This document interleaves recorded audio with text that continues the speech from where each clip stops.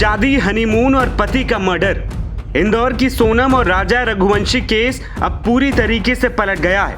अब तक जिस सोनम के प्रति लोगों को सांत्वनाएं थी, लोगों को डर था कि कहीं राजा की तरह उसके साथ भी तो कोई अनहोनी नहीं हुई, लेकिन सोनम की गिरफ्तारी के बाद सब सहानुभूति और सांत्वनाएं गुस्से और कई सवालों में तब्दील हो गईं। सवाल नंबर 1, अगर सोनम ने पति राजा को मारा तो शादी क्यों की? आखिर वो राज कुशवाहा कौन है जिसके लिए सोनम ने पति को मार दिया? अगर सोनम ने राजा रघुवंशी से रजामंदी से शादी की तो फिर जान क्यों ली? ऐसे तमाम सवाल हैं जिसके जवाब सिर्फ सोनम के पास है, जो अब पुलिस की पूछताछ में वो जरूर उगलेगी।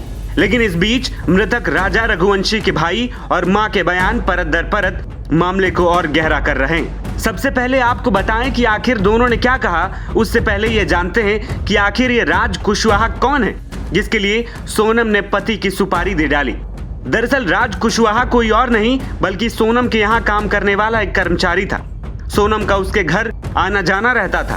सोनम का प्लाईवुड का बिजनेस था और राज कुशवाहा वहां पर अकाउंट्स का काम देखता था, और कहा जा रहा है कि दोनों इसी दौरान नजदीक आए। राज की हत्या के मामले में उसके भाई विपिन रघुवंशी ने बड़ा खुलासा किया। विपिन ने बताया कि इंदौर के जिस राज कुशवाहा का नाम इसमें सामने आ रहा है वो उसे जानते हैं। राज कुशवाहा का नाम उन्होंने सोनम और उसके भाई गोविंद के मुंह से कई बार सुना है। उन्होंने ये भी खुलासा किया कि राज कुशवाहा गोविंद के कारखाने में काम करता है। उन्होंने सोनम और गोविंद दोनों को राज कुशवाहा के काम के सिलसिले में बात करते हुए कई बार सुना। राज कुशवाहा का सोनम के घर में आना जाना भी रहता था। राजा के भाई विपिन ने यह भी कहा कि इस मामले में पूरी जांच की जानी चाहिए और अगर सोनम दोषी है तो उसे कड़ी से कड़ी सजा भी मिलनी चाहिए। इस केस में राजा की मां ने भी एक बड़ा खुलासा किया है।